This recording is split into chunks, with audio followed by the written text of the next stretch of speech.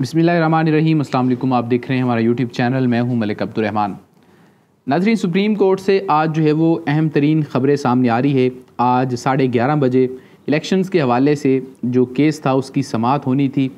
Chief justice Umar Ata Bandial और बाकी दोनों जजेस जो हैं वो सुप्रीम कोर्ट आते हैं और उसके बाद जो है वहाँ पर ये बताया गया कि सिर्फ चीफ़ जस्टिस ने थोड़ी देर बात की और उसके बाद जजेस जो थे वो उठकर चले गए। अब मुझे नहीं पता कि ईद की छुट्टियों में ऐसा क्या हुआ है कि सुप्रीम कोर्ट जो है वो बैकफुट के ऊपर आ गई है। और ईद की छुट्टियों से पहले ये बात बड़ी वाज़ेह थी कि सुप्रीम कोर्ट के जो चीफ़ जस्टिस थे वो और जो बाकी दो जजेस थे वो किसी का भी प्रेशर नहीं ले रहे थे और आइन के ऊपर अमल दरामद करवा रहे थे। लेकिन आज पाकिस्तान में मुझे अफसोस के साथ कहना पड़ रहा है कि अफसोसनाक सूरत हाल है।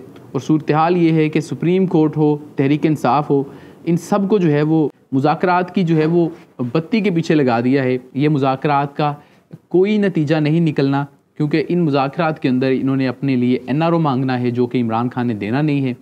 इस वजह से जो है इन मुज़ाकरात का फ़ायदा कोई नहीं है। सुप्रीम कोर्ट के पास जो है वो ये अथॉरिटी है, आइन ने सुप्रीम कोर्ट को तहफ़्फ़ुज़ दिया है, ये पावर दी है कि जो भी तौहीन अदालत करे सुप्रीम कोर्ट उसको सज़ा सुना सकती है।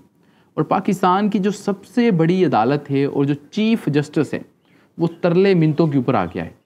वो चीफ़ जस्टिस जिसने पिछले साल 12 बजे अदालतें खोली थी और उस वक्त के वज़ीर-ए-आज़म ने असम्बली तहलील कर दी थी और असम्बली तहलील करने के बाद तमाम फ़ैसलों को सुप्रीम कोर्ट ने रिवर्स किया था और उस वक्त की हुकूमत ने वह तमाम फ़ैसले माने भी थे। आज सुप्रीम कोर्ट के पास वाज़ेह ये ऑप्शन है कि इन लोगों ने 3 से 4 मरतबा सुप्रीम कोर्ट की बात नहीं मानी। इनके वज़रा असम्बली में बयान दे रहे हैं, कभी कोई बात की जाती है, कभी कोई बात की जाती है।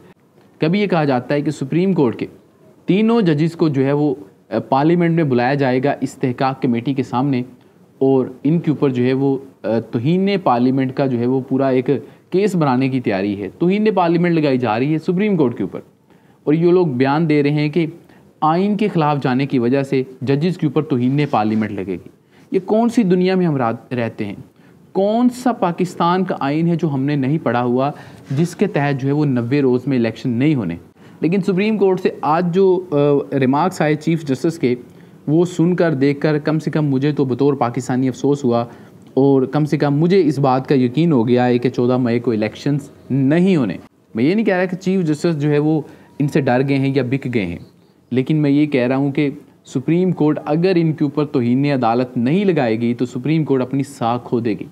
और ये वाहद एक इंस्टीट्यूशन था जो कि अपनी जो है वो फ़ैसलों में आज़ाद था, जो कि फ़ैसला देता था और वज़ीर-ए-आज़म को भी मानना पड़ता था। लेकिन अब ये सूरत हाल है कि सुप्रीम कोर्ट 3 मरतबा फ़ैसला दे चुकी है लेकिन कोई नहीं मान रहा और इसके बावजूद सुप्रीम कोर्ट जो है वो कोई एक्शन नहीं ले रही।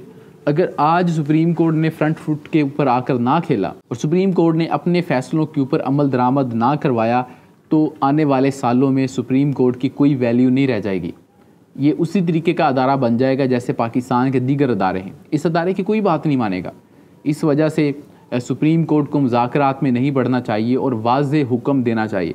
और जैसे ही सुप्रीम कोर्ट से आज जो है वो ये ख़बरें आई कि चीफ़ जस्टिस ने ये वाले रिमार्क्स दिए हैं, तो तहरीक इंसाफ का जो सोशल मीडिया है वो अचानक से ही उन्होंने अपना जो है वो किबला जो है वो चेंज कर लिया।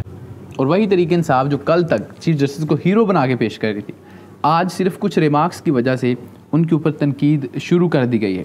तो मैं तहरीक इंसाफ को ये कहना चाहूँगा कि अगर सुप्रीम कोर्ट के जो जज साहब हैं वो अब आपके हक़ में फ़ैसला नहीं भी सुनाते, इसके बावजूद आपको चाहिए कि उनकी रिस्पेक्ट करें। उसकी वजह यह है कि उन्होंने एक स्टैंड लिया था और उनकी भी कुछ मजबूरियाँ हैं। उनको जो है वो इस्टेब्लिशमेंट की तरफ से आकर DG ISI जो है वो उनसे मुलाकातें कर रहे हैं और उनको कह रहे हैं कि आप इलेक्शन ना करवाएं।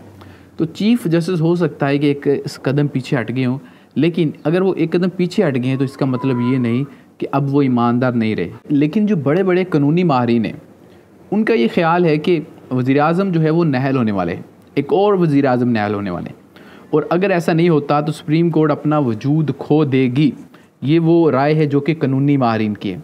सारे पाकिस्तान को इंतज़ार था कि 27 अप्रैल को समाअत होनी है और वहाँ पर बड़े जो है वो हुक्म जारी किए जाएंगे, लेकिन आज सीरियसली अफसोस हुआ है कि यार इस मुल्क का कोई मुस्तकबिल नहीं है। वीडियो ख़त्म करते हैं। आप हमें कमेंट सेक्शन में अपना फीडबैक दे सकते हैं, लाइक और शेयर कर दें और अगर आपने अभी तक इस चैनल को सब्सक्राइब नहीं किया तो चैनल को सब्सक्राइब कर दें और बेल आइकन को क्लिक कर दें। मिलते हैं आपसे अगली वीडियो में। मुझे इजाज़त दीजिए। अल्लाह हाफ़िज़।